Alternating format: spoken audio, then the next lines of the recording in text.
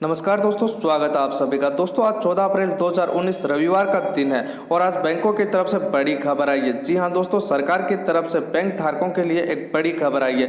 जिन भी लोगों का बैंक में खाता है उन सभी लोगों के लिए 3 नए नियम लागू हुए हैं। चाहे आपका खाता किसी भी बैंक के किसी भी ब्रांच में हो, चाहे आपका खाता पीएनबी में हो, एसबीआई में हो या फिर बैंक ऑफ बड़ौदा में हो, आपका खाता किसी भी बैंक में हो, जो नया नियम लागू हुआ है उससे सीधे सभी ग्राहकों पर असर पड़ेगा।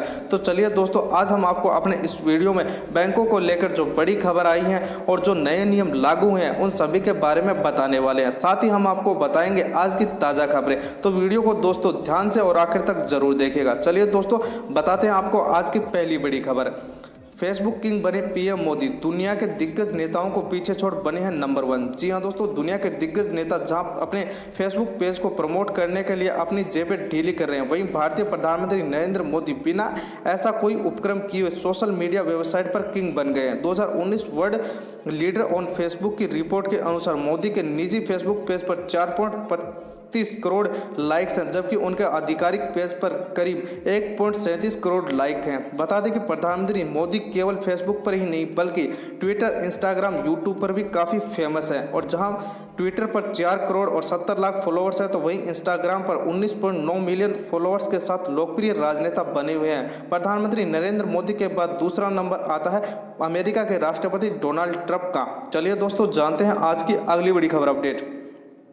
अब पाकिस्तान पर महंगे दूध की मार है। 180 रुपये प्रति लीटर तक पहुंची है कीमतें। जी हां दोस्तों, महंगाई की मार झेल रहे पाकिस्तान का संकट खत्म होने का नाम नहीं ले रहा। सब्जी, पेट्रोल और डीजल आदि की ऊंची कीमतों के बाद अब जनता को महंगे दूध की मार पड़ रही है और 4 अन्य पशु आहारों की कीमत में बढ़ोतरी के बाद ही दूध की कीमतों में अचानक दूध विक्रेताओं ने बढ़ोतरी कर दी है। इससे खुदरा बाजार में दूध की कीमतों में 180 रुपये लीटर तक पहुंच गई है और यह पाकिस्तानी लोगों के लिए एक मुसीबत बन गई है। चलिए दोस्तों, जानते हैं आज की अगली बड़ी खबर अपडेट। आपके पास है एलआईसी की पॉलिसी तो घर बैठे मिलेगा लोन, नहीं कटने होंगे बैंकों के चक्कर।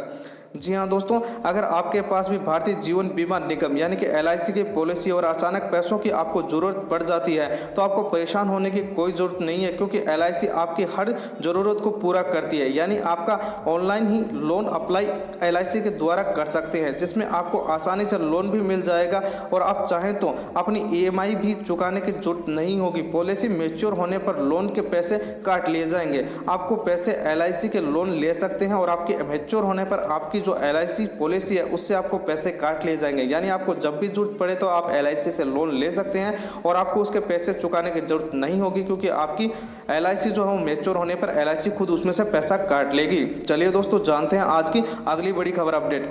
इस बार मांग कम होने से गर्मी में बिजली कटौती से राहत की उम्मीद है। जी हां दोस्तों, गर्मी के मौसम की शुरुआत के साथ ही लोकसभा चुनाव में भी उत्तर पूर्वी भारत में बिजली की मांग घट रही है। औद्योगिक जगत की ओर से बिजली की मांग में गिरावट आने और बिजली वितरण कंपनियों की आर्थिक हालत खस्ता होने से मांग घटी है। हालांकि अभी बिजली निर्माता थर्मल पावर कंपनियों के पास मांग भले ही कम हो, लेकिन कोयले की कोई कमी नहीं है, इसीलिए बिजली बनाने के लिए पूरे पर्याप्त साधन है। और इसके बाद अब की बार जो बिजली की मांग कम हुई है उससे ज़्यादा से ज़्यादा लोगों को और 24 घंटे बिजली देने की बात सरकार कह रही है। यानी अब आपको दिन हो या फिर रात हो, गर्मी में परेशान होने की कोई जरूरत नहीं होगी, क्योंकि ज़्यादा से ज़्यादा बिजली आप तक पहुंचाई जाएगी।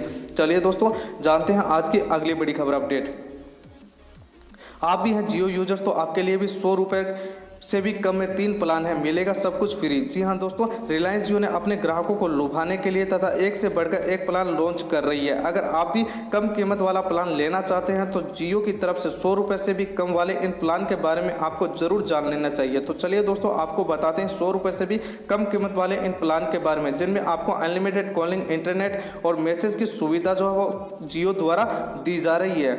98 रुपये का प्लान। जी हाँ दोस्तों, इस प्लान में यूजर्स को अनलिमिटेड कॉलिंग का लाभ मिलता है और इतना ही नहीं है, इससे यूजर्स को 300 एसएमएस का लाभ मिलेगा। और इसकी तरह से आपको 2 और प्लान है, जिसका अगर आप थोड़ा सा वीडियो को रोककर देखोगे तो दोस्तों आपको तीनों प्लानों के बारे में पूरी जानकारी यहां पर प्राप्त हो जाएगी, जो कि 100 रुपये से भी कम है और आपको जियो की तरफ से इन प्लानों का आप लाभ उठा सकते हैं। तो चलिए दोस्तों, अब आपको बताते हैं जो बैंकों को लेकर 3 बड़ी खबरें आई हैं और इनसे बैंक ग्राहकों पर क्या असर पड़ेगा। दोस्तों, इसके बारे में बताने से पहले आपके लिए एक छोटा सा सर्वे है। आपको इसी वीडियो के नीचे कमेंट बॉक्स में बताना है कि भारत में सबसे अच्छी सर्विस कौन से बैंक की है, यानी कौन सा बैंक भारत में सबसे अच्छी सर्विस देता है। कमेंट बॉक्स में इसका जवाब फटाफट से लिख दीजिए। तो दोस्तों, बैंकों को लेकर जो पहली बड़ी खबर आई है उसके मुताबिक एटीएम ट्रांजैक्शन फेल होने पर बैंक आपको रोज देगा 100 रुपए। जी हाँ दोस्तों, भले ही तकनीकी की वजह से हमारी बैंकिंग आसान हो गई हो, लेकिन इसके बावजूद कई बार ग्राहकों को कई समस्याओं का सामना भी करना पड़ता है। और कई बार ऐसा देखा गया है कि बैंक ग्राहक किसी भी एटीएम से पैसा निकालने का प्रयास करते हैं तो उसके खाते से तो पैसा कट जाता है, लेकिन पैसा बाहर नहीं निकलता। ऐसा आपके साथ भी दोस्तों कई बार हुआ होगा और ऐसे कस्टमरों के पास इंतजार करने के अलावा कुछ नहीं होता। लेकिन इससे जुड़ा नियम आपको बैंक में मुआवजा दिलवाने का हकदार बना सकता है। जी हाँ दोस्तों, आरबीआई ने इस मामले पर एक नियम बना रखा है। नियम के मुताबिक जितने दिनों में पैसे आएंगे उतने दिनों के हिसाब से आपको रोजाना 100 रुपए का मुआवजा बैंक द्वारा दिया जाएगा।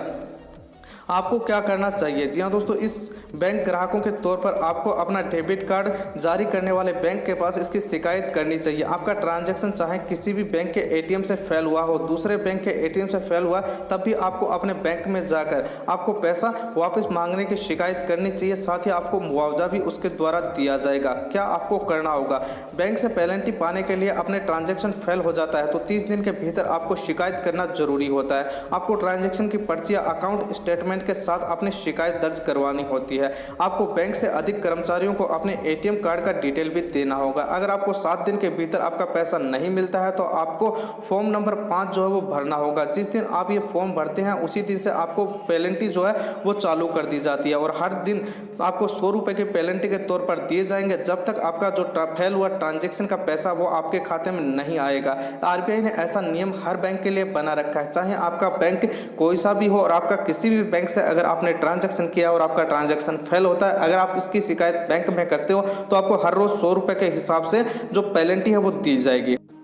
अगली बैंकों को लेकर दोस्तों अगली बड़ी खबर अपडेट। अब मुफ्त नहीं रहा है यूपीआई से पैसा ट्रांसफर करना, इस बैंक ने लगाया है शुल्क। जी हाँ दोस्तों, आप भी यूपीआई से ट्रांजैक्शन जरूर करते होंगे। जहां यूपीआई ट्रांजैक्शन से ग्राहकों को पहले किसी तरह का कोई चार्ज नहीं देना पड़ता था, लेकिन अब वहीं इसके लिए निजी क्षेत्र के प्रमुख बैंकों में शुमार कोटक महिंद्रा बैंक ने चार्ज लगाने की घोषणा कर दी है। आपको बता दें कि बैंक अपने ग्राहकों को ईमेल के जरिए इसकी सूचना भी दे रहा है कि वो 1000 रुपए से कम के ट्रांजैक्शन पर 2.5 रुपए और इससे अधिक मूल्य के ट्रांजैक्शन पर 5 रुपए देने होंगे। और यह नियम पेटीएम, फोन पे और गूगल पे के द्वारा जब आप यूपीआई ट्रांजैक्शन करते हो तो उस समय आपसे काटे जाएंगे। दोस्तों, ऐसा फिलहाल कोटक महिंद्रा बैंक ने ही शुरू किया है, लेकिन खबरें आ रही हैं कि आने वाले दिनों में सभी बैंक ऐसे ट्रांजैक्शन यूपीआई से जितने भी पैसे ट्रांजैक्शन आप करोगे उस पर सभी बैंक ये नियम लगा देंगे। उसके बाद आपको अलग से यूपीआई ट्रांजैक्शन करने पर चार्ज जो हो देना होगा। चलिए दोस्तों, बैंक द्वारा अगली बड़ी खबर आपको बताते हैं। सेविंग अकाउंट में मिनिमम बैलेंस को लेकर एसबीआई और बैंक ऑफ बड़ौदा ने कर दिया है बदलाव। हर शहर के लिए अलग अलग है नियम। जी हाँ दोस्तों, एसबीआई और बैंक ऑफ बड़ौदा ने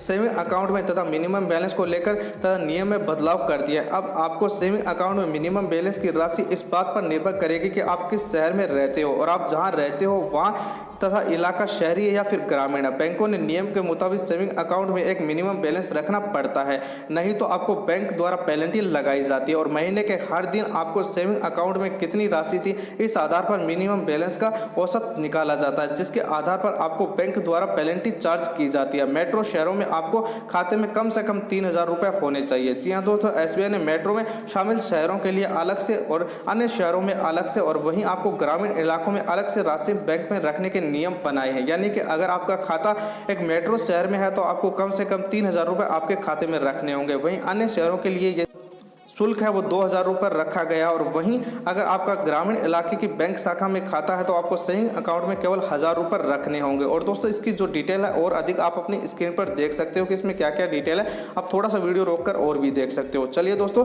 जानते हैं आज की अगली बड़ी खबर अपडेट। महिलाओं के लिए आप सैनिटरी नैपकिन की जगह सैनिटरी कप आएंगे।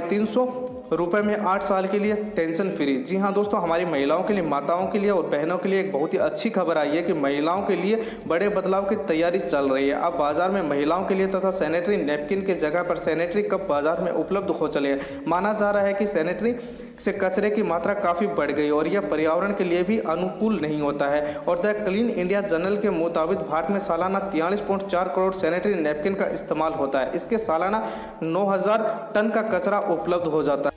नैपकिन को तरह डिपोज होने में भी 500 से 800 साल लग जाते हैं और जर्नल के मुताबिक इस नैपकिन में प्लास्टिक मिला होता है, इसीलिए इसे डिपोज होने में 500 से 800 साल लग जाते हैं। और जर्नल के मुताबिक ये नैपकिन तथा सेहत और पर्यावरण के लिए भी अनुकूल नहीं होते, पर्यावरण के लिए भी काफ़ी प्रदूषित होते हैं। हालांकि बाजार में अब तथा बायोग्रेडेबल तथा नैपकिन भी उपलब्ध है। इस नैपकिन से तथा अगले कदम के रूप में तथा सैनिटरी कप का इस्तेमाल शुरू हो जाएगा और इस सैनिटरी कप की कीमत मात्र 300 रुपये से 1000 के बीच होगी, जो कि 8 साल से लेकर 10 साल तक काम आएगा। और हमारी माताओं को, बहनों के लिए काफ़ी अच्छी सुविधा हो जाएगी कि उन्हें 300 रुपये में ही 7 से 8 साल के लिए ये चीज़ें उपलब्ध हो जाएंगी। दोस्तों, अगर आपको आज दिन भर की बड़ी खबरें और ब्रेकिंग न्यूज़ यहीं पर समाप्त होती हैं। अगर आपको वीडियो पसंद आया हो तो एक लाइक ज़रूर कीजिएगा। अपने दोस्तों के साथ फेसबुक और व्हाट्सएप पर भी वीडियो ज़रूर कीजिएगा, शेयर जरूर कीजिएगा। साथ ही वीडियो के नीचे दिए गए लाल बटन पर जाकर हमारे चैनल को सब्सक्राइब करें, बेल आइकन को ऑन करें ताकि आप दिन भर की बड़ी खबरों से अपडेट रह सके। जय हिंद, जय भारत।